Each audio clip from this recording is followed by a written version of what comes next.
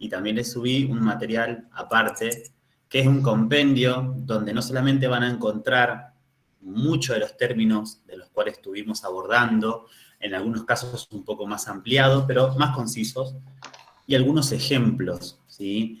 Esos apuntes que yo les fui subiendo, con eso basta tranquilamente para ir estudiando estos tipos de temas, ¿sí? No, el que quiera ampliar más puede hacer, pero en realidad es irse un poquito por las ramas. ¿Lo pudieron ver?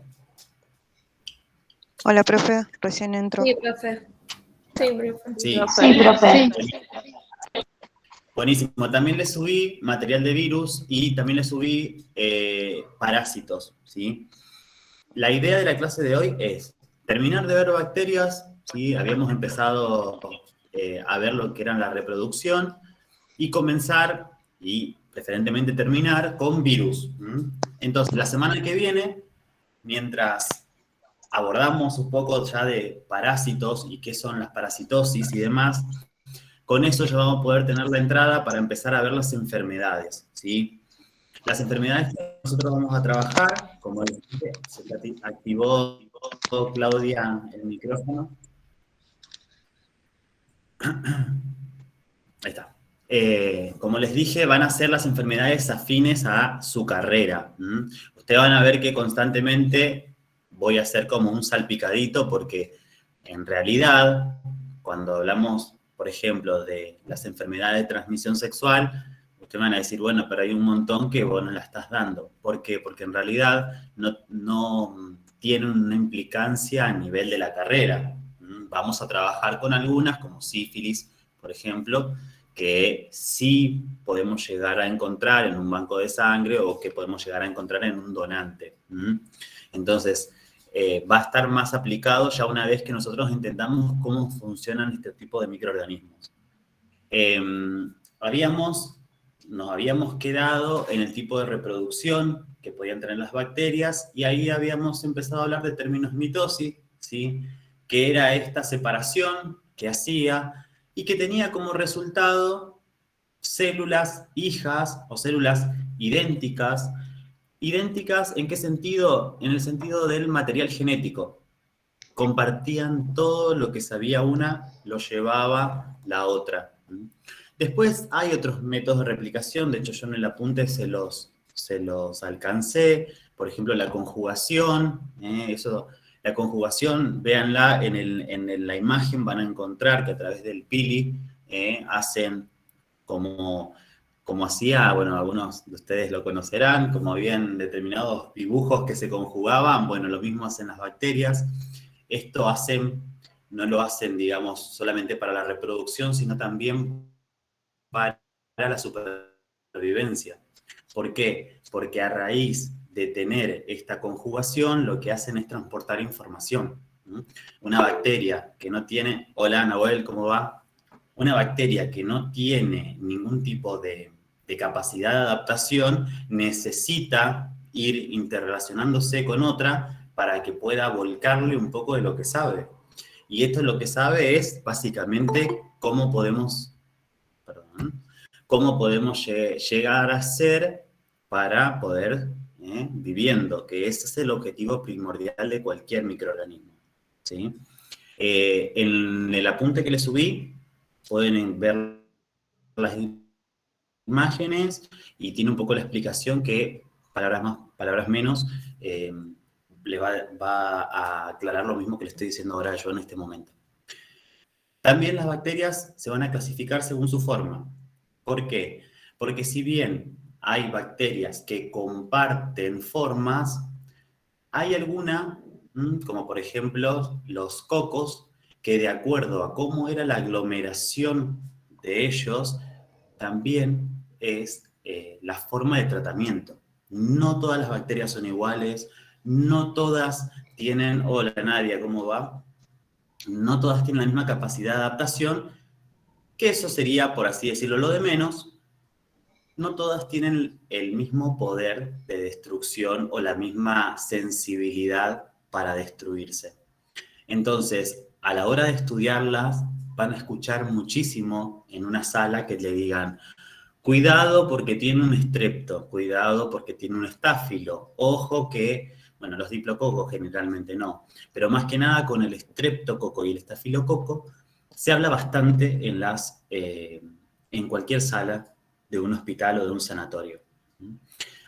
Habíamos dicho que teníamos dentro de la clasificación, según su forma, espirilos, bacilos y cocos. Los cocos, un coco solo es un coco. Dos cocos juntos son un diplococo. Luego tenemos, si tenemos una cadena de cocos, es un estreptococo. Y si se empiezan a agrupar tipo racimo de uva, eso es un estafilococo. ¿Por qué es importante? Yo no sé si ustedes escucharon, hará unos 4 o 5 años, había surgido un brote de amigdalitis o faringitis estreptocóxicas. ¿Lo escucharon? Esas amigdalitis atacaban los niños. Atacaban los niños. Entonces, ¿qué pasa? Hubo un brote muy fuerte cerca de la época pico. La época pico se la llama en cualquier nosocomio la época pico de enfermedades respiratorias. ¿Cuáles son? Los meses de junio, julio, agosto. Cerca de esa fecha, aproximadamente para más o menos esta fecha, empezó a haber un brote de faringitis y amigdalitis estreptocóxicas. ¿Sí? ¿Por qué se hacía el hincapié en el estreptococo? Porque en realidad este tipo de microorganismos, que suelen ser muy oportunistas, una forma de destrucción era la penicilina. Entonces, había que aplicarle penicilina a todos los niños que den un resultado positivo para estreptococo. ¿Sí? Por eso es importante conocer según las formas. Hay otras que te dicen, tiene un espirilo. Ojo, porque este paciente tiene un espirilo. ¿Qué paciente puede tener un espirilo? Bueno, una de las enfermedades que se da a través de la forma del espirilo es la sífilis. ¿Conocen qué bacteria es la bacteria que infecta con este tipo de enfermedad? No, profe. No, profe. El Treponema pallidum. Escribo acá, Treponema pallidum. El Treponema pallidum es la bacteria causante de la sífilis, ¿sí? Por eso vamos a ver sífilis, vamos a ver sus 3 etapas, vamos a ver cómo es su anamnesis, cómo es el diagnóstico y puntualmente lo que más nos interesa a nosotros es cómo es la serología. ¿Qué serología se le pide? No sé, disculpe. Sí. Había dicho que 2 era diplococo, ese era estreptococo, ¿y el otro? Estafilococo, así o con E, porque aparece la S y no la E, como muchas veces leemos estafilococo, como suena, así. ¿Y por qué la S? Porque en realidad el nombre viene de Staphylococcus. Staphylococcus. Por eso van a encontrar que hay en bibliografía que lo van a leer con una S. A veces no se entiende por qué hay una E o una S. La S deviene de su nombre, como está, que es Staphylococcus. ¿Y se puede escribir de las dos maneras? Exacto. Generalmente Profe, en un análisis ¿cómo te va a das aparecer cuenta, como Staphylococcus. cómo te das ¿Cómo, cuenta que es María? un Staphylococcus? Porque, ¿cómo te das cuenta en qué sentido? Porque habías dicho que cuando era Streptococcus hacía una cadena. Sí, según la forma, sí, porque Eso. el estafilococo lo que hace es agruparse, pero no en forma de cadena, es decir, un coco al lado del otro. Se agrupa en varios lugares, se le dice también que puede ser Claro, en sí, sí. racimo de uva, o sea, no tiene un orden, se puede aglomerar como sea, pero son varios cocos juntos. Ah, listo, entendí. Y después tenemos, bueno, como le dijimos, las espiras, los espirilos, que ahí tenemos el treponema pallidum, que es una de las enfermedades que vamos a estudiar. ¿Por qué? ¿Por qué les digo el nombre de la bacteria? Yo sé que a veces es medio engorroso nombrar Clostridium. Clostridium es una clasificación más de bacterias, pero Clostridium tetanis, Clostridium perfringens, por ahí voy a decir, ¿para qué tanto lo vamos a necesitar? Pero en realidad también deviene de que hay algunos de esos términos que necesitamos saberlos. ¿Por qué? Porque en el caso de sífilis, nosotros vamos a tener que trabajar ¿cómo se llama?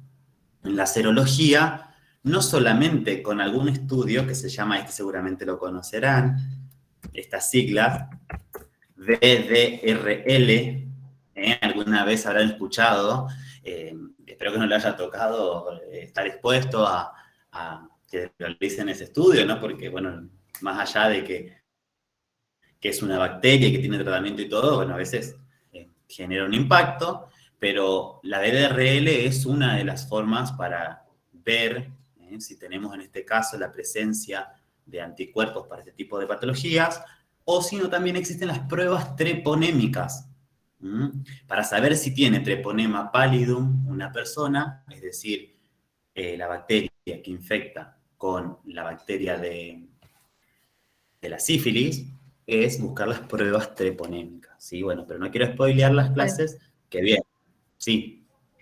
Le pregunto, ¿qué es BDRL?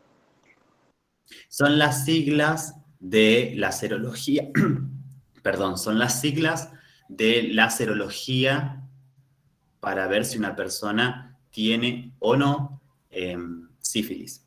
Es el estudio. Si, por ejemplo, alguno de ustedes tiene alguna duda o viene una pareja de ustedes y le dicen, vos sabés que tengo algo raro en mi órgano genital y me dijeron, esto es lo que le estoy diciendo, chicos, no, es real. ¿Eso, profe, Bueno, puede ser lo que se llama las verrugas y todo eso? No. Bueno, bien, Karen, muy gracias que trajiste tu colación. ¿Cómo, Mara? ¿No es en la sangre? ¿Qué cosa? Lo del tema de la sífilis. Claro, es un tipo de bacterias, generalmente, bueno, son de contacto sexual, de todas maneras vamos a tener la clase, ¿no? Pero es de contacto sexual. Ustedes van a decir, bueno, pero una papilomatosis, del virus del papiloma humano, que Profe. también... Sí, esperen que termine la idea. Que era lo que le dije anteriormente, hay determinadas enfermedades que nosotros no vamos a trabajar, en este caso, por ejemplo, el virus del papiloma humano, que trajo a colación Karen. ¿Por qué? Porque en realidad no va a tener implicancia en la sangre, porque el virus del papiloma se contagia de una manera distinta. Usted me va a decir, ¿pero cómo? ¿Los dos por forma sexual? Sí, pero uno es una replicación que entra, bueno, por vía sanguínea, por contacto sexual, en cuanto a lo que son las células sexuales, y en el caso de las verrugas, no. ¿Por qué? Porque es un contacto directo con las verrugas. Eso es lo que genera el contagio. No sé quién levantó la mano. ¿Qué es la VDRL? Es el estudio para el diagnóstico de sífilis. Y una consulta, ¿se manifiesta, digamos, solamente la sífilis, se manifiesta solamente en las partes donde tuvo el contacto y en la sangre? ¿O cómo es, digamos? Bueno, este espirilo es, como todo microorganismo, son extremadamente oportunistas.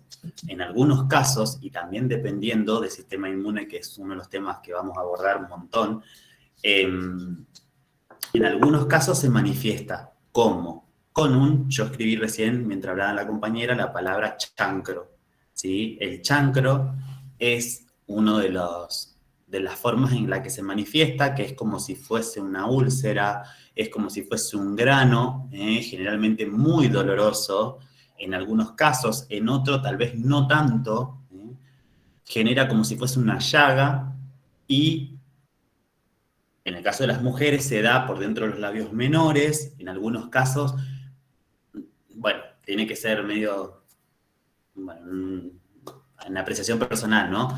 Pero en algunos casos sienten ardor, y bueno, por ahí atribuyen a que es tal vez una infección urinaria y demás, y tal vez es una manifestación o es una llaga del chancro.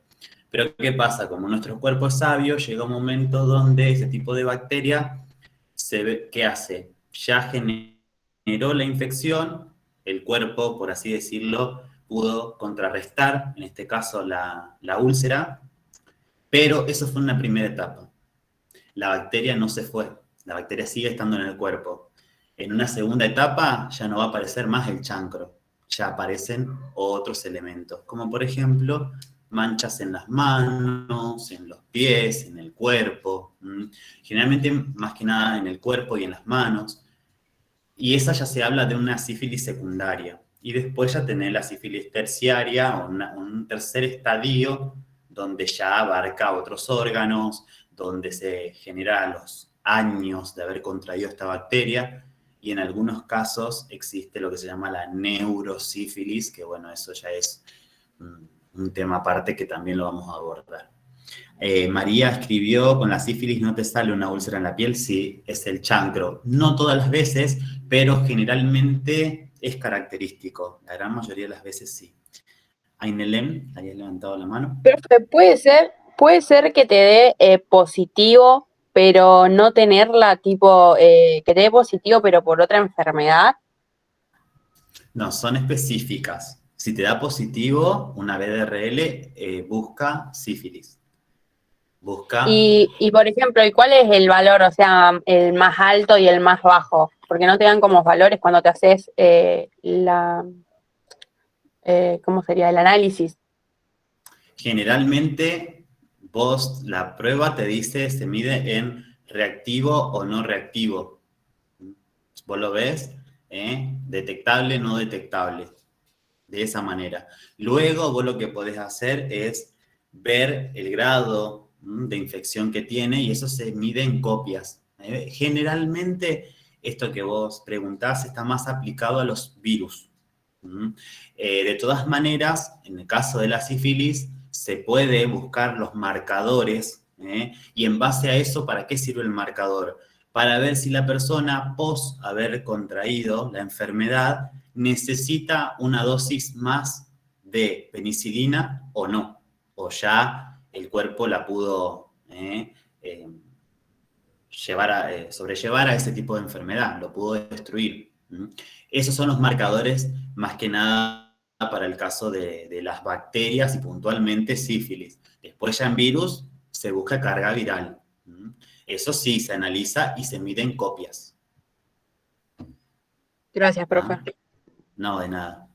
Es importante que entendamos esto, que no porque acá en la clase solamente abordemos sífilis, VIH, hepatitis, el resto de las enfermedades de transmisión sexual es nada. ¿Por qué? Porque algunos casos, por ejemplo, de esto que preguntó Karen, de la papilomatosis, los papilomas, las verrugas, en algunos casos son transplacentaria.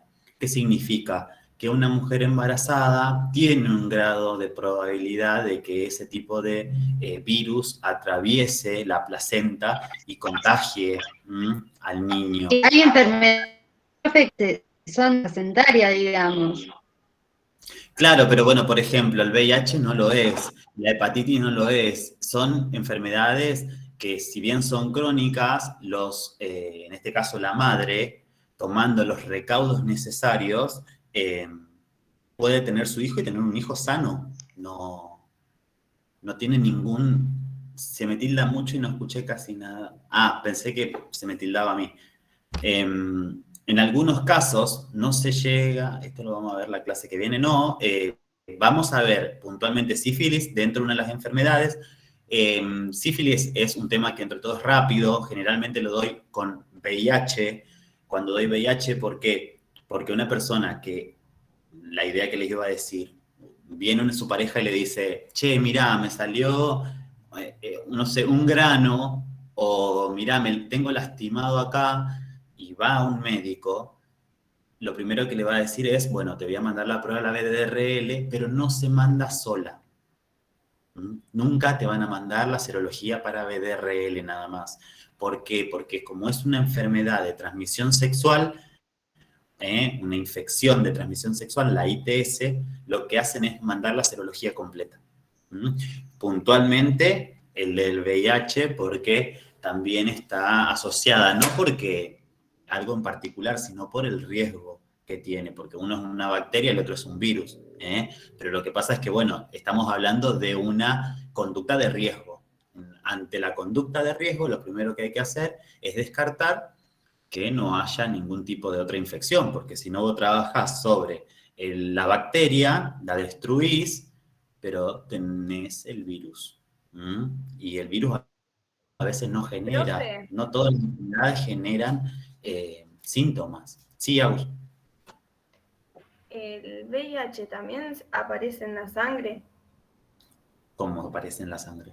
Sí, bueno, no me salió la pregunta, es como que en el estudio que se hace, aparece en sangre, sería la bacteria, no Exactamente. sé.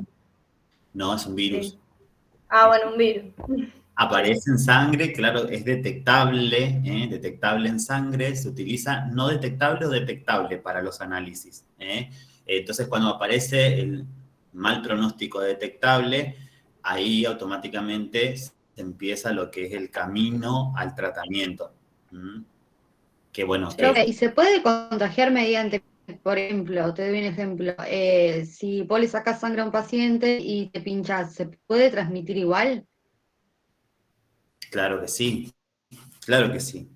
De todas maneras, con respecto a eso, les voy a comentar lo siguiente, que era un poco también cuando hablábamos de las áreas del hospital, de limpieza y demás, y ahora también vamos a abordarlo cuando arrancamos virus. Los virus, puntualmente, no van a vivir solitos. No van a estar pululando todo un tiempo. Por ejemplo, se cae un material, no es que va a estar todo el tiempo. Siempre tiene que tener un huésped, tiene que tener una célula huésped. Entonces, si vos no tenés ese tipo, no tienes ese tipo de condición, el virus queda sin efecto. Todas estas pruebas se va a poder analizar en la sangre. En algunos casos se necesitan pruebas específicas. Por ejemplo, la prueba específica para la sífilis es la VDRL, las pruebas treponémicas, ¿sí? Con las pruebas treponémicas y con los marcadores también se puede deslucidar si el tratamiento es efectivo o no. Generalmente, para la sífilis son entre 2 y 3 dosis de penicilina. Aquel que se haya puesto una dosis de penicilina entenderá lo doloroso que es. Yo tuve la amigdalitis estreptocóxica. En realidad no la tuve. Tuve una faringitis y como fue el brote de muchas personas, me hicieron la penicilina y después en mi PCR me dio que era una faringitis bacteriana, o sea que me puse la penicilina, la médica me la indicó sin necesidad. Olivia creo que había levantado la mano. Profe, una pregunta. Todas las bacterias que, digamos, se saltan en cuanto al reactivo en sangre, ¿se pueden contagiar vía sanguínea también? ¿Se entiende? Depende cuáles. Sí, entiendo tu pregunta. Lo que vos querés preguntar es si hay bacteria en la sangre, si se puede llegar a contagiar. En algunos casos, en la gran mayoría de los casos, sí. En la gran mayoría de los casos, ¿por qué? Porque es un tejido que está infectado. Ustedes piensen que la sangre es un tejido, y vos tenés un tejido con una infección.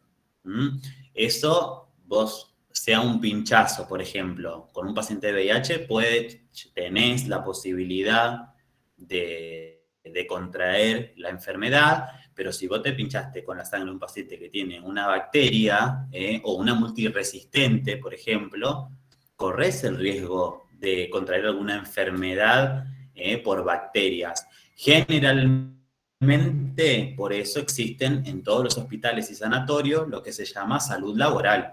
Porque cuando vos te pinchás, no es que, ay, me pinché, no pasa nada, o solamente detecté que tengo el paciente infectado y ya. No, existe un protocolo. Para los virus existe la medicación. Por ejemplo, en el hospital, cuando hacíamos... No te escucho bien, Karen, perdón. Nosotros en el hospital, cuando hacíamos práctica en enfermería... ¿Me escuchás, profe? Sí, ahora sí. Que nosotros cuando teníamos, por ejemplo, en enfermería que hacíamos las pasantías, teníamos unos carteles con códigos que nos decía alguna enfermedad, HP, por ejemplo, sífilis, para usar más descartables en ese paciente. Sí, eso que ella dice, por ejemplo, el P24 es el paciente con VIH. Eso más que nada, ¿por qué? Porque algunos pacientes...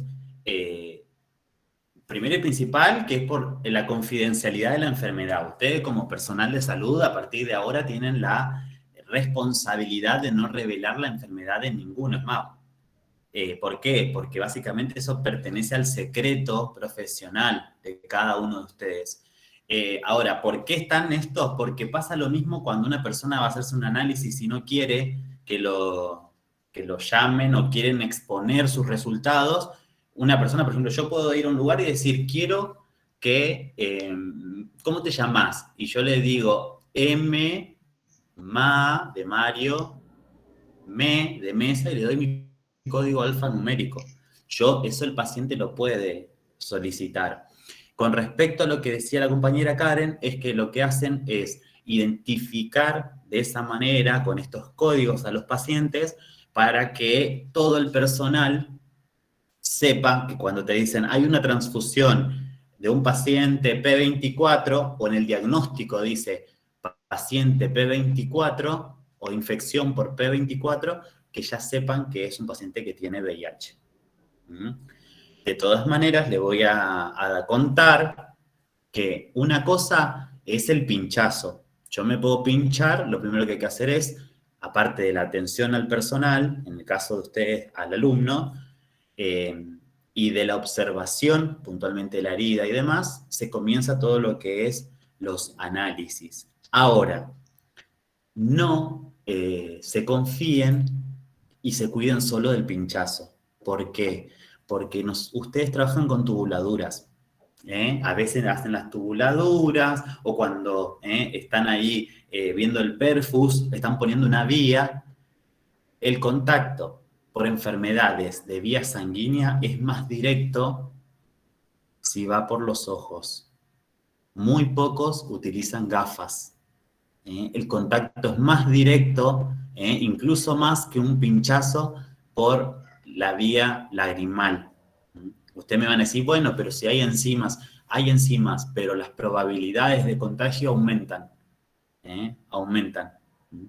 No significa esto que si te pinchás no podés contraer algo. Claro que sí. De hecho, fue la gran mayoría de las enfermedades, aparte de lo que es el contacto sexual, es por el contacto con agujas contaminadas. ¿Sí? Ahora, siempre hay que ver cómo es el pinchazo, siempre se evalúa. ¿Está? ¿Alguna duda, alguna pregunta? ¿No? ¿Se entendió todo? ¿Se entendió la importancia de por qué es tan vital conocer qué tipo de bacteria es, según su forma y demás? Bien. Después, con respecto... la verdad que me estoy eximiendo de poner el power, primero porque no los veo y me parece más impersonal, porque si alguno habla no los puedo contestar en el momento, y aparte porque como se los envié, yo sé que ustedes ya tienen la info. Si estuviésemos en el aula me van a ver caminar de un lado al otro porque no me quedo quieto nunca. Con respecto a las bacterias, algo también que es muy importante es que en algunos casos se necesita, a través de Christian Gram, que lo que hizo fue poner en práctica lo que era el método de tinción de Gram. Básicamente colorear, se lo digo en criollo, la bacteria. ¿Toda la bacteria? No, su pared.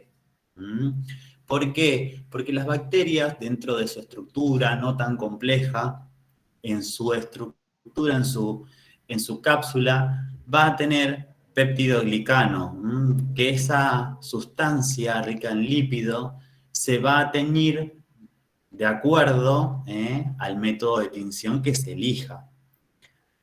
Por eso cuando hoy me preguntaban, me decían, ¿y por qué estrepto, por qué estáfilo? Porque en realidad es también vital conocer no solamente la forma, sino saber qué composición tiene esa bacteria. Porque no es lo mismo un Clostridium tetanis que la bacteria del anthrax, por ejemplo. La bacteria del anthrax. La bacteria del anthrax, les quiero contar, es una de las bacterias de las cuales se hizo estudios porque generan esporas. ¿Conocen lo que son las esporas? Las bacterias son unos generadores de esporas. Seguramente Sí, ya... Eso. Jazmín, lo hablamos cuando vimos esterilización, que era, eliminaba las esporas, los organismos más complejos. Estas esporas también son creadas, son grandes envolturas, ¿sí? Que resisten muchísimo, resisten temperatura. ¿Vieron lo que es pasteurización que vimos la semana pasada? Y que elevamos la temperatura y luego bajábamos. Bueno, las esporas son extremadamente especializadas, ¿sí? Entonces, lo que hacen es, bueno, lo utilizaron incluso para armas biológicas. Entonces, no es lo mismo tener una bacteria que sea un gram positivo a un gram negativo. ¿Por qué no es lo mismo? Por el tratamiento antibiótico que necesita. Hablamos siempre de que los organismos, los microorganismos, así como nosotros, generan memoria. Generan memoria. Entonces, si vos la atacaste con un antibiótico que no era, no le va a hacer nada. Y lo único que vas a lograr es que en esos 7 días de antibióticos siguió replicándose. Y ya la infección no es solamente en el pulmón, por ejemplo, sino que ahora se fue a la sangre.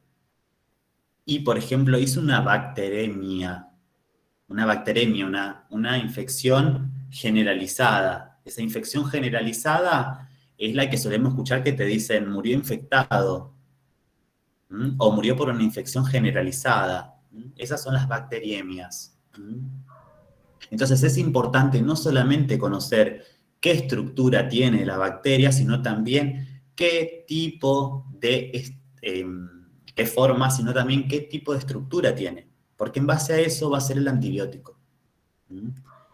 Yo les traje algo muy lindo para que lo vean, en realidad para mí me parece emocionante, pero tal vez para ustedes algo más, es este frasquito. Este frasquito, así como lo ven, tiene varios nombres comerciales, claramente, como paracetamol, ibupirac y demás. Lo pueden conocer como Bactec, como Bactaler, Bactec, Bactaler. En realidad, Marilyn... Que me quedó una duda, profe. Entonces, ¿la tinción de Gram te muestra la estructura de la bacteria, entonces? ¿Es para eso en la tinción? Lo que va a teñir exactamente es la estructura, va a teñir la envoltura. En base a eso va a decir, tenemos un tipo de bacterias que son positivas o algunas que son negativas. En el caso de las que son positivas, las va a teñir de un color púrpura, violeta. En el caso de las negativas, las tiñe de un color rosa. Eso están también en el Power que yo se los mandé. Sí. Eso lo que hace es identificar cómo es la bacteria. Profe, y después acá en el Power, ya que lo tengo escrito, decía que las gram positivas puede ser que se curan con penicilina. La gram positiva lo que tienen es que tienen una alta sensibilidad a la penicilina. De hecho, las faringitis streptocóxica es, fíjense, faringitis streptocóxica gram positiva. Fíjense como ya dijimos todos juntos, ¿por qué? Porque fuimos deslucidando a través de estos conceptos. Y generalmente tiene una alta sensibilidad, no resistencia, sensibilidad. ¿Jazmín? ¿Y las gram negativas a cuál? Porque ahí no lo dice.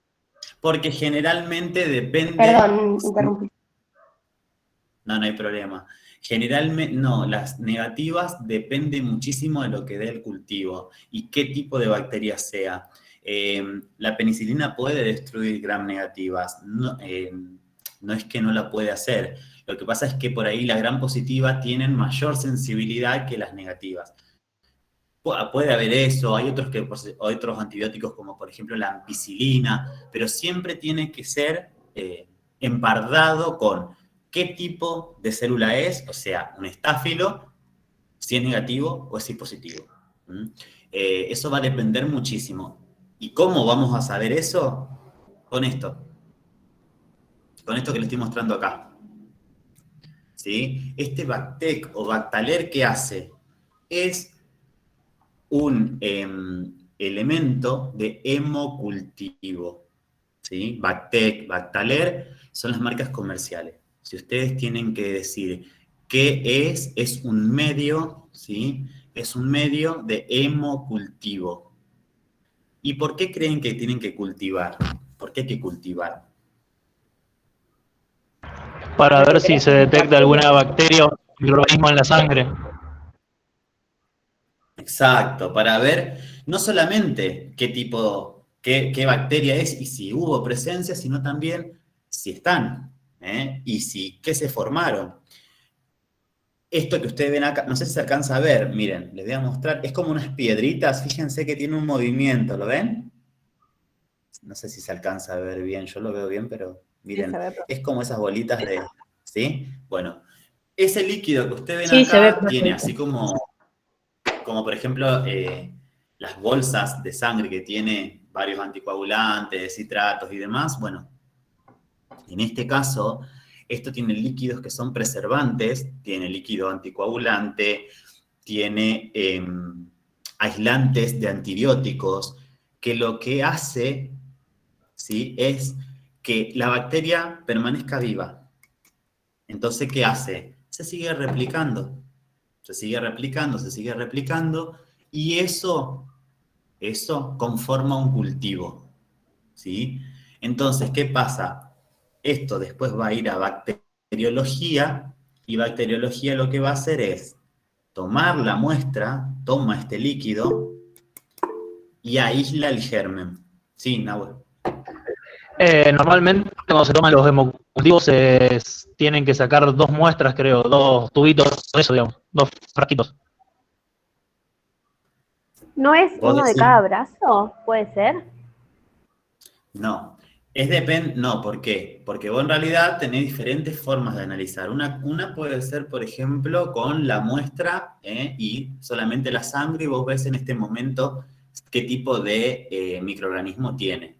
Y otra cosa es hacer un cultivo.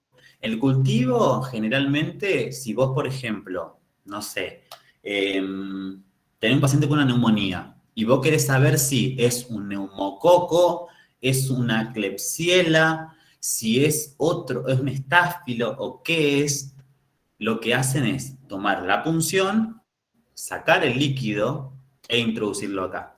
Se puede tomar una muestra, se pueden tomar 2, siempre eso va a depender de qué es lo que pretende lograr o qué es lo que quiere llegar a tener el médico. Lo importante es cómo lo hace, cómo se obtiene. Este elemento Bactec, Bactaler, tiene una particularidad más, y es que, miren, está sellado al vacío. Por lo tanto, eso lo que hace es, si yo les digo que por ejemplo, usted tiene un forúnculo, los forúnculos generalmente están muy asociados a los estáfilos, porque los estáfilos están mucho en contacto con la piel. Entonces, en algunos casos, todos hemos tenido forúnculos, pero ¿qué pasa? Una cosa es que vos tengas un forúnculo en tu vida, o 2 en tu vida. Y otra cosa, la gente que genera constantemente forúnculos. Va a llegar un momento donde se le va a tomar una muestra a ese forúnculo, por ejemplo, en este caso al pus, que en realidad yo siempre digo como los soldados muertos en la guerra.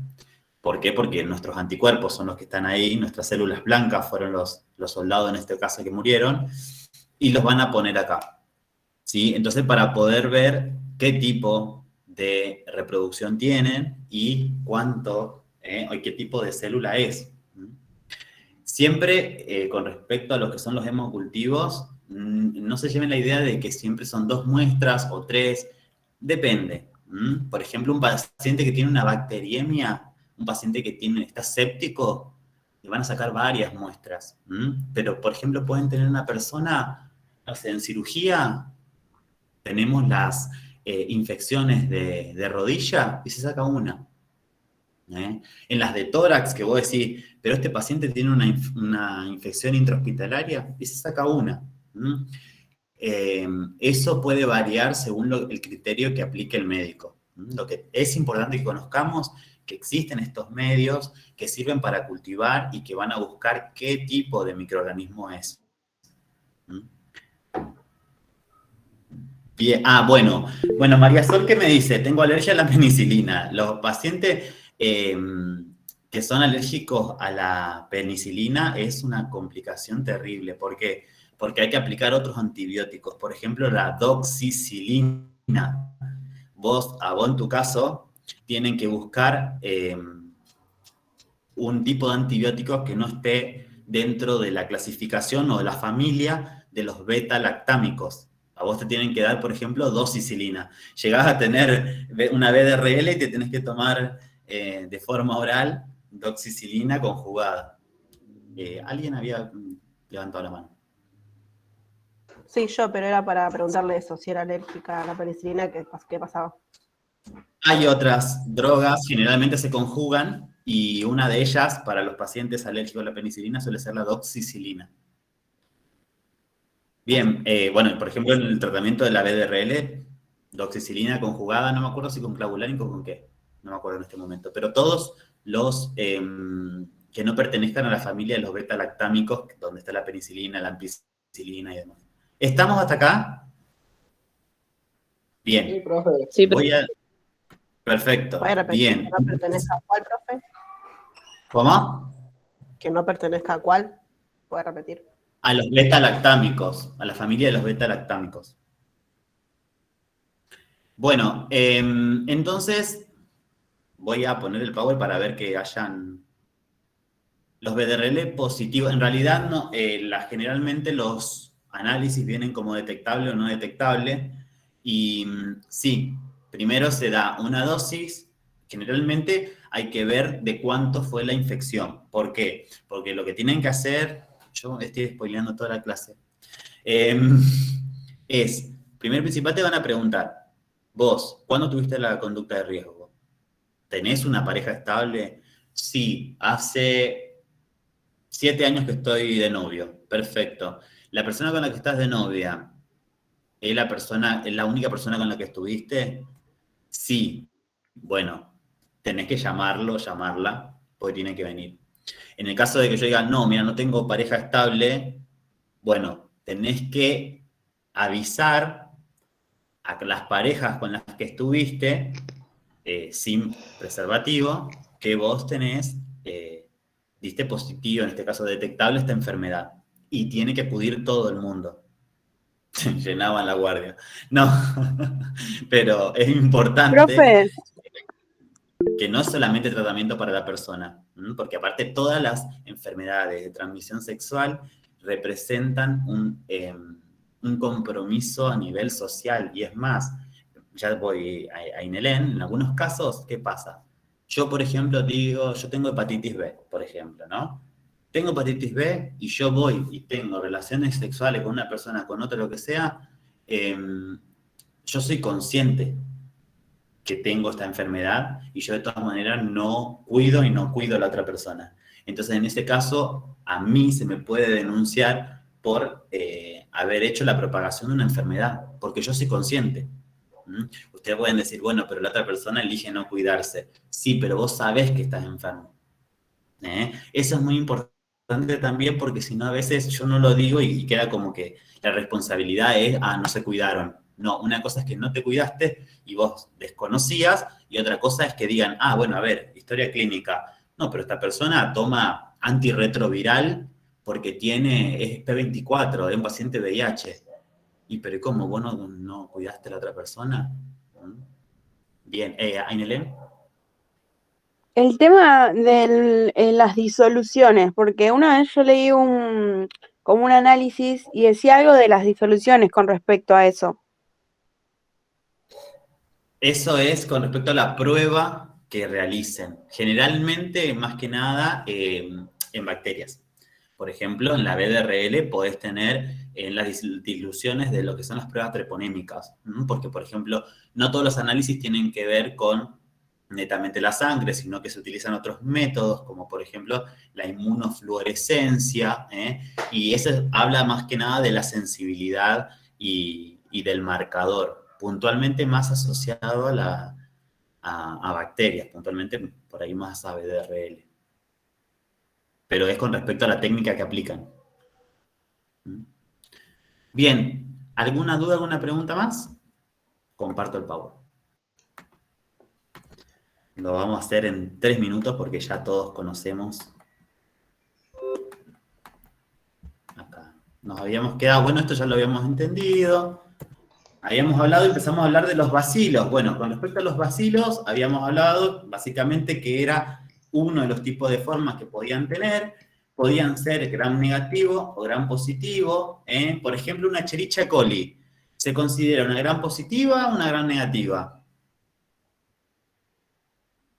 ¿Positiva? Positiva, No, profe. miren cómo son, que yo les di el PowerPoint para que ustedes lo vean y se adelanten. No, tanto la salmonela, las de Escherichia, la gran mayoría son de tipo gram negativa. Son de gram negativa, igual que las enterobacterias. Después tenemos otras que podemos encontrar, por ejemplo, los Clostridium y los Bacillus. En este caso, este es el Bacillus que había hablado antes, que era el Bacillus anthracis, que era el bacilo encargado de la enfermedad del anthrax. En este caso, bueno, de más está decirlo que son de tipo gram positivo, y tenemos los Clostridium, botulinum, Clostridium botulinum, Clostridium tetanis, ¿y cómo se llamaba la gangrena? Clostridium, ¿cómo?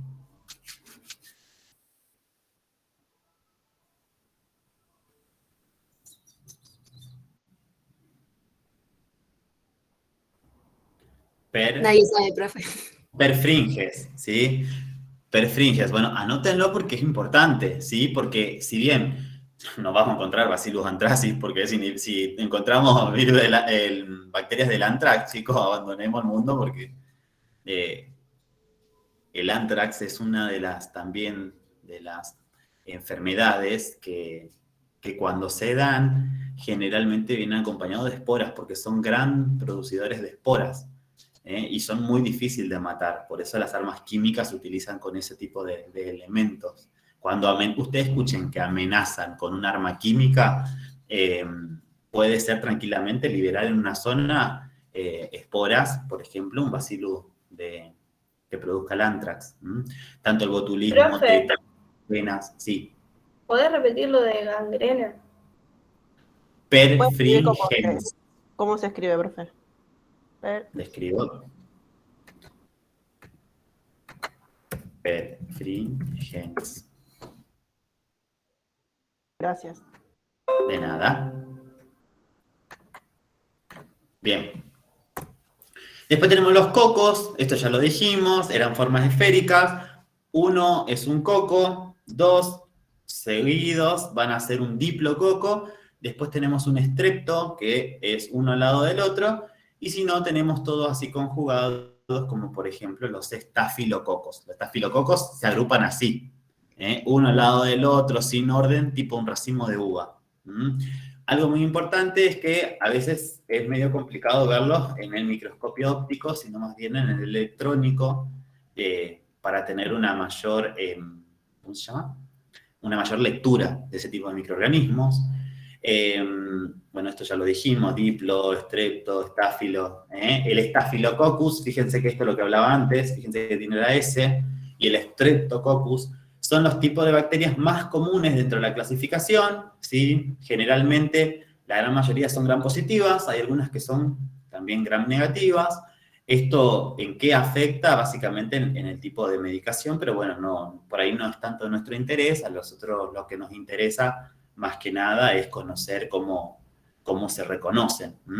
Y pueden causar infecciones en la piel, por ejemplo, bueno, los estáfilos, generalmente con los forúnculos, con las celulitis, y no la celulitis que ustedes por ahí ven de las marcas en la piel, sino que son infecciones más profundas y generan colecciones. A esa persona que ustedes ven que tiene, no sé, en la rodilla o en la pierna, como una sobresaliencia de pus, bueno, eso puede ser una celulitis. Los niños generan mucha celulitis. Y bueno, en el caso del estáfilo, porque está muy asociado a la piel, es su flora. Y después, obviamente, tenemos otras que están asociadas, por ejemplo, en el caso del estreptococo, a las amígdalas, a la faringe, a las neumonías. Las neumonías por estreptococo también son una de las más vistas. Otra de las enfermedades que se pueden ver son las bacteriemias por estáfilo. ¿Qué más podemos encontrar? Bueno, esas. Hasta ahora no se me ocurre ver otra por estreptococo. Sí, bueno, generalmente las neumonías, entre algunos otros. Algo importante, ¿dónde se pueden encontrar este tipo de bacterias? Más allá de que a veces pueden haber en ámbitos sanitarios, tiene que ver mucho con la comida cuando no está bien lavada, con las aguas, cuando uno toma agua de cualquier canilla y no sabes en qué estado está. Recuerden una cosa, las bacterias quieren sobrevivir, y si yo, aparte de que ya tienen un espíritu entusiasta, le doy humedad, le doy frío, le doy acumulación, eso cada vez hace que se vuelvan más resistentes. Bueno, esto un poquito lo que estábamos hablando, esto es lo que... El péptidoglicano, esto también lo pueden conocer como mureína. Bueno, acá está. Esto es la pared. Los espirilos, esto ya lo hablamos también, esta es la forma que tienen, esas espiras maléficas, lo que hacen es llevar esa información, penetrar en la célula y empezar lo que es el mecanismo infectativo. Una de las más vistas, y puntualmente de las que vamos a hablar, es el Treponema pallidum. Es un tipo de bacteria gram negativa. En este caso, hoy que me preguntaron, no me acuerdo que me había preguntado, bueno, ¿y las negativas cómo se mueren? Bueno, en este caso también mueren por penicilina. Lo que pasa es que, bueno, las gram positivas tienen como una gran... nada, es como su némesis, es como su punto de Aquiles, su talón de Aquiles. Pero bueno, en este caso también, el tratamiento es la penicilina, y si es alérgico a una persona a la penicilina, se utilizarán otros como la doxicilina. En el caso de los antibióticos, que es importante que sean para los microorganismos específicos. Yo no voy a trabajar o no vamos a ver que haya pacientes que le den un antibiótico por darle, no. Si bien sí quiero aclarar que en algunos casos, sobre todo en los ámbitos más de intervenciones quirúrgicas, se suelen hacer los antibióticos profilácticos. Por ejemplo, te van a operar de algo y te dicen, te pongo antibiótico por las dudas, pero en realidad ese antibiótico es para destruir microorganismos que sabemos que pueden estar en contacto con tu piel. No te van a poner, no sé, una penicilina de forma preventiva. No, te van a poner, no sé, una cefalosporina si saben que vos vas a trabajar, no sé, con huesos, para evitar una infección en hueso. Te van a poner una cefalotina si vos vas a trabajar, no sé, porque tenés una peritonitis. Son antibióticos que se ponen de forma preventiva porque saben que va a haber un riesgo. Eso es puntualmente para un ámbito quirúrgico, no para un paciente. Al paciente se le tiene que otorgar la medicación precisa. Y acá lo vemos a Fleming, Alexander Fleming. Yo no sé si ustedes saben, pero nuestra institución se llama Alexander Fleming. Se llama aún hoy. Sí, profe, sabíamos. Bueno, ¿quién fue Alexander Fleming? El que descubrió la penicilina, profe. ¿Y qué más? Ah, ¿y qué más? No sé. Las lisosimas, que están en las lágrimas, en el sudor no tanto, pero en la saliva, en las lágrimas, en el moco. El moco no es algo malo, nosotros lo vemos como algo asqueroso, pero en realidad el moco es extremadamente importante para nuestro cuerpo, mocos o mocus, para determinados órganos también, no solamente en la nariz, a veces nuestro cuerpo produce moco en otros lugares, y también, bueno, es importante, ¿por qué? Porque lo que hizo Alexander Fleming allá por el 1928, si no me equivoco, fue demostrar que que este tipo de antibiótico era de un amplio espectro y que además podía combatir la gran mayoría de las enfermedades, ¿sí? Hasta el día de hoy, le valió en el 45, creo, sí, porque fue cuando en la Segunda Guerra Mundial le valió un premio Nobel, ¿sí? Esto, si no recuerdo mal, fue en Londres que él hizo el descubrimiento. Prevención, bueno, acá vemos un poquito, esto ya lo habíamos hablado, asepsia, antisepsia, así que ya pasa por arriba. Y también algo muy importante es el cuidado de la salud, puntualmente, bueno, también viene la vacunación, porque entendamos que la gran mayoría, en algunos casos, hay enfermedades que fueron erradicadas gracias a las, ¿cómo se llama? A las vacunas, ¿sí? ¡Tarán! Listo, perfecto. ¿Alguna duda, alguna pregunta con respecto a esto? ¿No? Creo que quedó claro, ¿no? Bien, buenísimo. Ahora lo que vamos a ver es virus. Muchas de las cosas ya las fuimos diciendo, ¿sí? Primariamente, ¿qué tenemos que decir de virus? Ustedes el Power ya lo tienen. ¿Qué podemos Ese decir? Power no lo vi todavía. Qué mal, Dayana. No llegué todavía, profe. Bueno, ¿son primero, fragmentos de ADN o ARN? son fragmentos, sí, también se miden en nanomicras, tienen una medida estándar, no, oscilan, pueden encontrar algunos de 2 micras, o de nanomicras, perdón, es un virus enorme, hasta 200, 300 nanomicras. Algo muy importante es que se los consideran parásitos intracelulares. Yo en el PowerPoint pongo una pregunta que es, ¿tienen vida? ¿Se consideran? Ahí Dayana puso, son parásitos obligados. Sí, claro que sí, necesitan de algo, de alguien para vivir, a veces como uno. Cuando uno habla de que son parásitos es porque no pueden hacer nada y puntualmente se los considera un organismo, un ser vivo. Los virus son seres vivos. Sí, profe. No. Yo iba a decir que no. No. ¿Por qué? Porque para ser un ser vivo, está en el límite igual, Marilyn, no es que le erraste tanto. Están en el límite, ¿por qué? Porque vos un ser vivo se caracteriza por tener una reproducción, por tener que se puede alimentar solo, tiene cierta característica. Los virus puntualmente no, ¿por qué? Porque dependen, siempre dependen.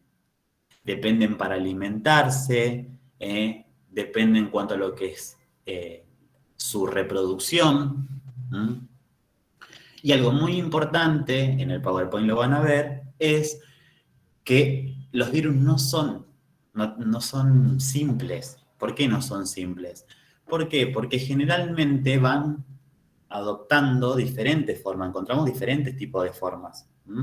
Algunas formas son sencillas, en lo cual esa sencillez que tiene en cuanto a su composición, porque si lo miramos, tiene una cápside, adentro tiene material genético, puede, y no mucho más, no es que tiene una estructura compleja. Pero ¿qué pasa? Existen diferentes formas, yo hablo en el PowerPoint y en el apuntecito que les mandé de diferentes formas, nombro los que pueden ser icosaédricos, en algunos casos generan envolturas, las envolturas o cápsides también es importante que lo conozcamos. ¿Por qué? Porque eso es lo que va a representar la complejidad a la hora de poder atacarlos. En algunos casos, volvemos siempre al tema del coronavirus, ya existía ese tipo de forma, virus corona, ya era. Lo que pasa es que, ¿qué pasa? Nace una nueva cepa, esa nueva cepa de virus se especializó, se complejizó, a veces su estructura, a veces no. Dentro de la clasificación podemos encontrar también virus que son bacteriófagos. ¿Qué significa el término bacteriófago? ¿Qué les resuena en su cabeza? ¿Se añade a una bacteria para poder seguir viviendo? Claro que sí, que lo que hacen es fago, es siempre poder alimentarse, comer, poder vivir puntualmente en la alimentación, y en este caso de las bacterias. Lo que hacen es adherirse a bacterias y alimentarse a través de la bacteria. ¿Me puedes repetir cómo se llaman? Bacteriófagos, eso todo está en el Power igual. Pueden haber bacteriófagos, hay otros que son virus, por ejemplo, circulares, que son los que también lo pueden encontrar como de forma esférica. En algunos casos son poliédricos, tienen muchísimos lados, o no, en realidad generan muchos vértices a la hora de su composición, y se van adaptando. En algunos casos, algunos, además de su cápside, fíjense bien en el dibujito, se ve una cápside y por dentro se ven lo que se llaman capsómeros. Los capsómeros son subunidades, significa que son elementos más chiquitos. Algunos de estos virus generan barreras. Esas barreras, ¿sí?, lo que hacen es protegerlo, lo aíslan. Les voy a poner para que vean puntualmente de uno que me interesa que nosotros lo trabajemos.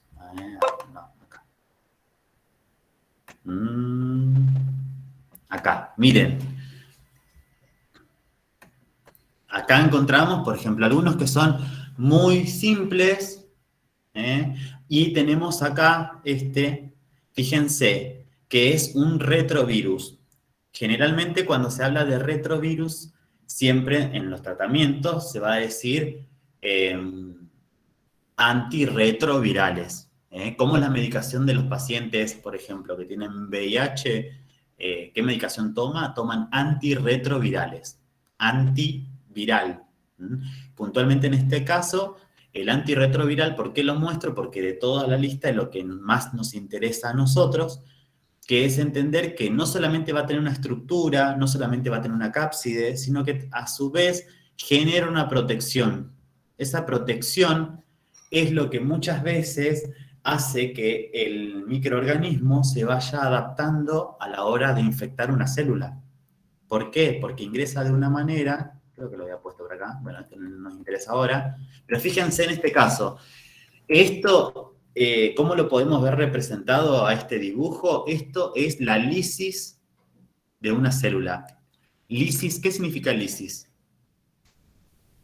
Destrucción. Destrucción. Ruptura. Claro, una destrucción, ruptura. En este caso van a ver cómo se adhiere. Fíjense que lo que primero hace, ¿por qué puede hacer esto un virus? Infectar a otra célula. A veces, por ejemplo, una bacteria. En algunos casos destruirla, en algunos otros casos simplemente la utiliza como vehículo para llevar su información genética, ¿sí? En algunos casos no la mata. Ese por ahí es el error que cometemos a la hora de estudiar virus. Creer que los virus destruyen. No. Los virus tienen un objetivo mayor, que es... Profe, Sí. o sea que el virus lo que hace es infectar y multiplicar sus células para sobrevivir. En realidad lo que hace es no solamente multiplicarse, sino que también es llevar la información. En algunos casos no destruye la célula, en algunos casos, por ejemplo, en este que yo le estoy mostrando, no la destruye. Lo que hace es que la célula, vamos a suponer una bacteria, lleve en su interior su información. Entonces, cuando se replica, también se está llevando información genética viral. Esa es la explicación por qué hoy día, más allá de lo que uno pueda creer, es muy difícil encontrar una vacuna para determinadas enfermedades, por ejemplo, el VIH. ¿Lo puedes repetir porque se me tildó? Sí, que no todas, no siempre el objetivo es la lisis de la célula. También se lo pueden poner como proceso lisogénico, si lo quieren buscar por ahí un poco más ampliado. A veces el objetivo no solamente es reproducirse o sobrevivir. En algunos casos el objetivo es que lleve su información genética para que alcance más células. ¿Por qué? Porque si esta célula puntualmente, que es una bacteria, cuando esta célula haga esta fisión binaria o haga una conjugación, el resultado que vamos a obtener, lo que va a resultar de eso, va a tener información genética, primero y principal de la bacteria, pero también del virus. ¿Sí? No siempre se destruye. Creo que yo lo veo, acá está, ciclo lítico y ciclo lisogénico. Acá se ve un poco. Fíjense, en este caso, sí, es un ciclo lítico. ¿Por qué? ¿Qué les parece que pudo llegar a pasar, pudo pasar, o qué tiene un virus que puede llegar a infectar una bacteria? ¿Cómo? A ver. Voy a sacar así los veo. ¿Cómo, profe, me repite la pregunta? ¿Cómo puede un virus llegar a infectar, en este caso, una bacteria? Porque puntualmente en este caso, bueno, con respecto a la forma había muchísimos tipos de formas, pero puntualmente con este tipo de bacteriófagos, ¿cómo llega a la célula? Porque yo calculo que no debe ser muy fácil infectar otra célula, y a veces patógena.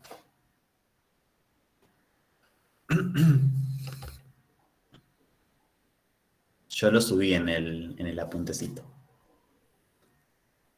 En su pared. Sí, perdón, Milagro, te corté, justo estabas por hablar. No, iba a decir otra cosa, no. En la pared, sí, tiene una conformación de lípidos. Entonces, se puede adherir a la pared en este caso, la bacteria. ¿Por qué? Porque tienen materiales similares. Entonces, se adhiere. ¿Qué pasa? No lo toma a esa célula como algo extraño. Entonces, ¿qué hace? Empieza a recabar, posfijación, y empieza a depositar su material genético. En ese depósito de su material genético, muchas veces lo que se obtiene como resultado es que ese ARN viral que depositó se siguió sintetizando virus, más virus, y llega un momento donde tiene que escapar de ahí. ¿Por qué? Porque si la información solamente queda dentro de la célula, no va a servir. ¿Para qué quiero que tener una célula llena de información? Lo que necesitan es no solamente que la información esté ahí, sino que se empiece a escapar por otro lado. Entonces, ¿qué hace? Rompe la célula. La rompe. ¿Con qué objetivo? Con crear más células para seguir reproduciéndose. Eso en el caso de que la rompa, que la destruya. Eso es el ciclo lítico del virus.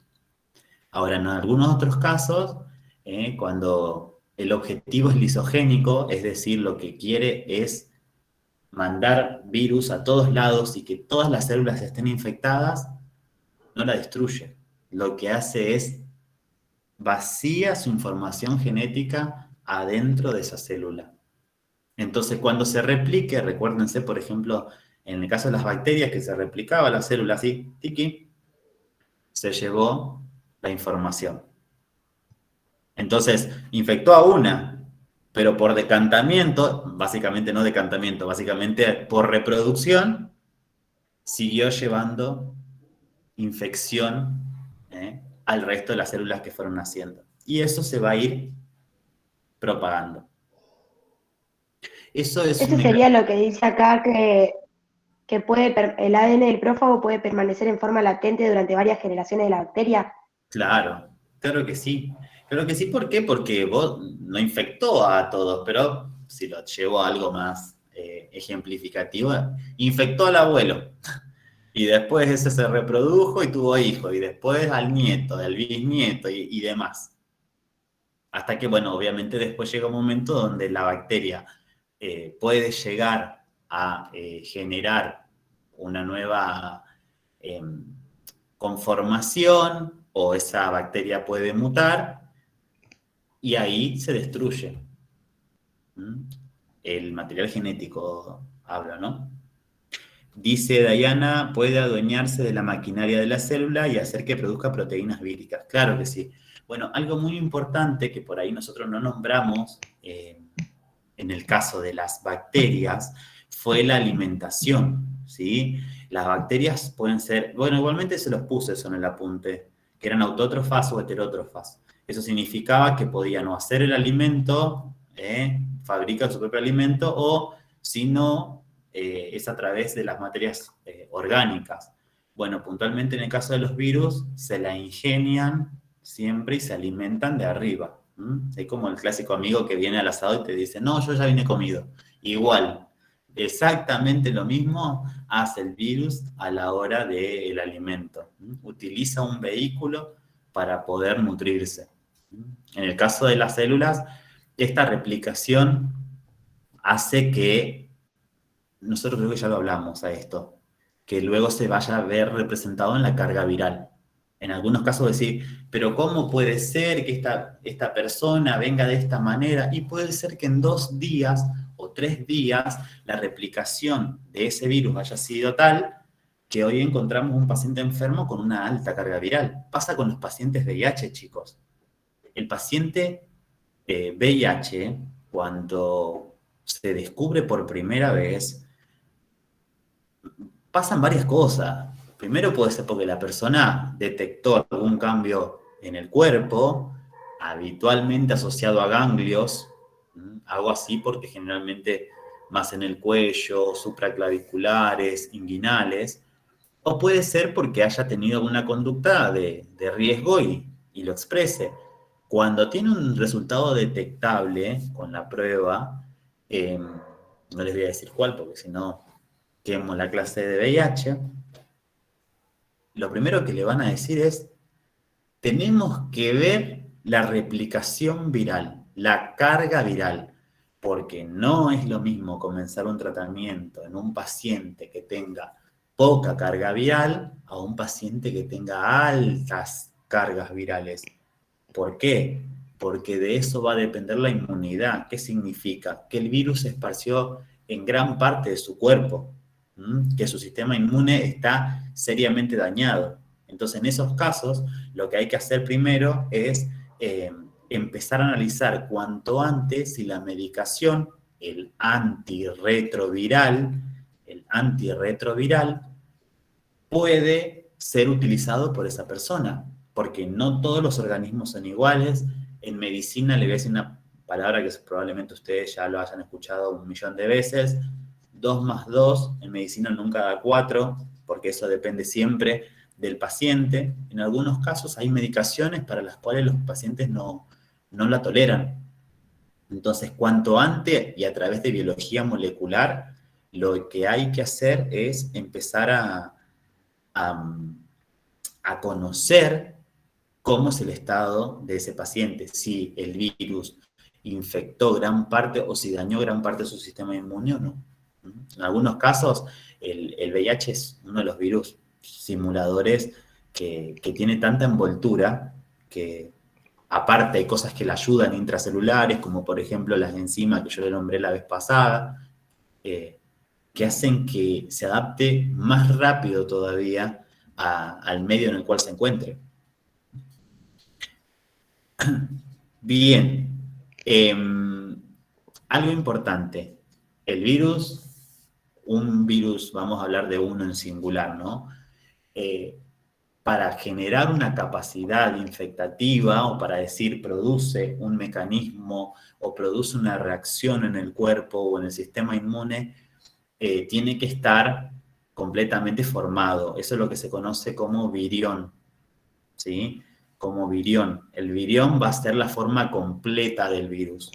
Les digo esto más que nada porque a veces uno dice, bueno, todos los virus o las formas de vida viral se infectan de la misma manera. No.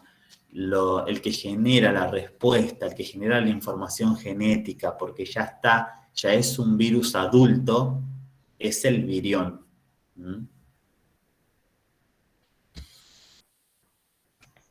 ¿Alguna pregunta, alguna duda hasta acá?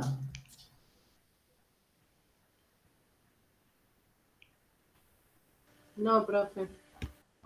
Bien, a comparación de las bacterias, que por ahí sí, obviamente que siempre Sí. No, yo tengo una duda, pero es de bacteria, del PowerPoint que diste la vez pasada. Bueno, si me espera un minuto, ya termino de cerrar la idea y vemos la duda, ¿sí? Dale, sí, después te pregunto. Con respecto puntualmente también a virus, algo que por ahí es importante también remarcar es que en el caso de bacterias, con respecto al microscopio óptico, se observan, ¿sí? Por ahí le da más fidelidad un microscopio de tipo electrónico. En el caso de los virus, para observarlos, para poder tener un estudio complejo, se van a observar en un electrónico. Sí, Clary.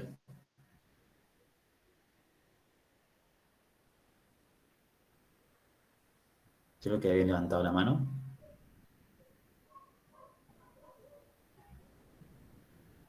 Bueno. Diana, ¿qué pregunta tenías?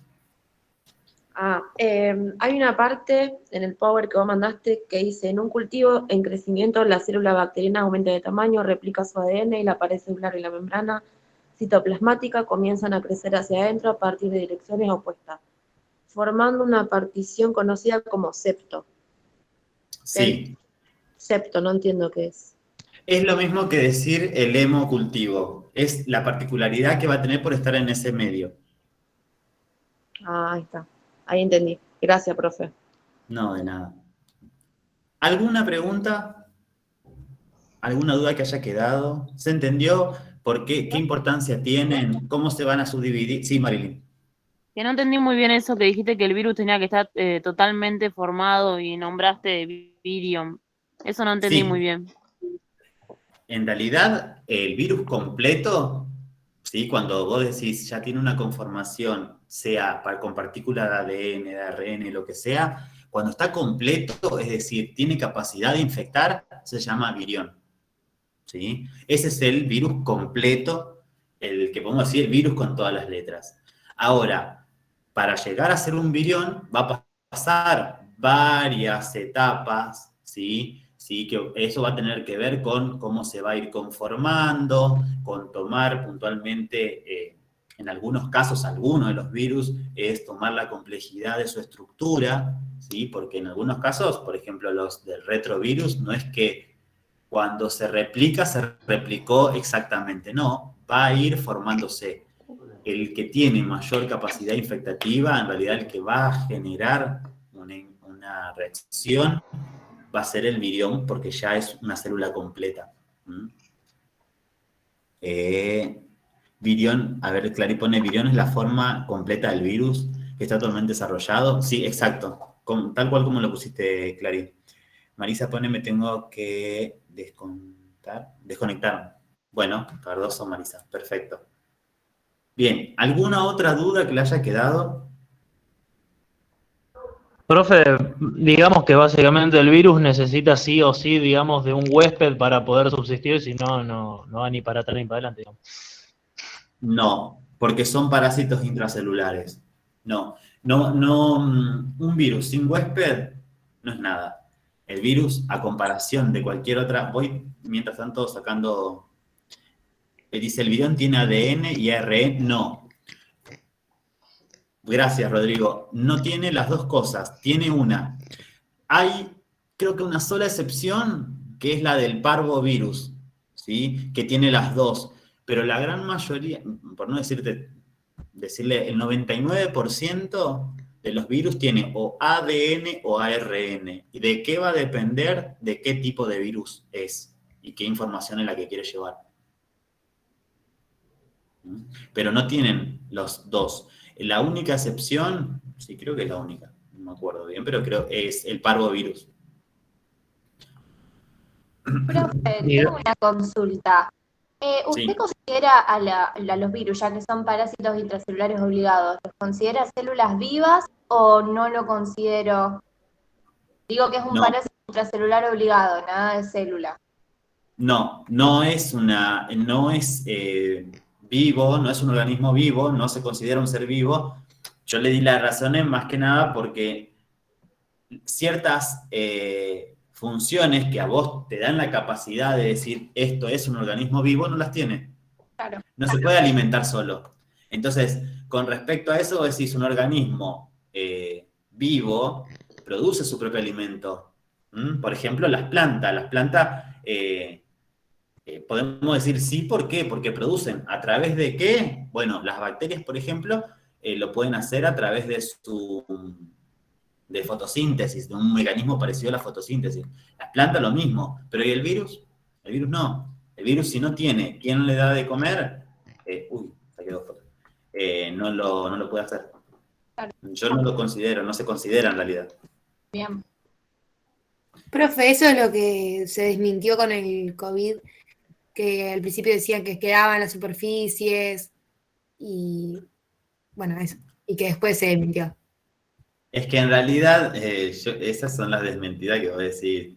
Hace falta desmentir algo que ya todos sabemos. A ver, partamos de esta base. Si estamos hablando de una estructura esférica, yo le pongo ahora que ya conocimos un poquito. Estamos hablando de una estructura esférica, que la podemos destruir con agua y con jabón, con el lavado de manos. ¿Les parece que puede llegar a ser un tipo de super, hiper, mega virus? Si el VIH, que es un retrovirus, tiene toda la capa envolvente y demás, no soporta estar por fuera de un huésped, permanece con acción residual, obviamente, en la sangre. Si vos la tenés acá arriba, sí, porque está en ese momento, sigue estando presente en célula. Pero en cuanto la célula muera, va a morir el virus. No es que el virus va a decir, yo me quedo acá pegado arriba del aferrado, ¿viste? No. Sí o sí necesita algo que lo alimente, solo no puede. No es como la bacteria, que la bacteria ¿qué hace? Necesita la molécula de carbono, la necesita lograr. Si no la logra de una manera propia, va a buscar a través de algún elemento. Bueno, en el caso del virus, no. El virus solamente tiene alimentación si alguien se la otorga. Si no se la otorga, no va a tener nada.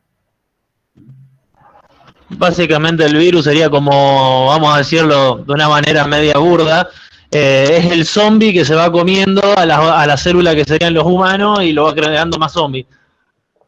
Sí, de hecho hay artículos que hablan de que hace un efecto zombie porque vive a través de ello. Y yo no lo llamo, la verdad que por ahí no lo asocio tanto a eso porque prefiero asociarlo con algo que yo probé la existencia, que son los parásitos, ¿no? Pero sí, de cualquier tipo de forma no hace nada de manera independiente. Bueno, gente, ya les saqué las capturas. De la gente que está en el ISPI es solamente... porque vi que decía ISPI. ¿Alguien más? Clase que viene vamos a trabajar con sistema inmune, ¿sí? Yo les voy a mandar, aclaro esto con sistema inmune. el material que levanta el sistema inmune es un tanto complejo para algunas cuestiones, pero lo que nosotros vamos a trabajar, que son neutrófilos, la división y demás, está hiper bien explicado. Y si podemos alcanzar, ya vamos a empezar con VIH. Ahí la gente del instituto levanta la mano. ¿Quiénes son los que están?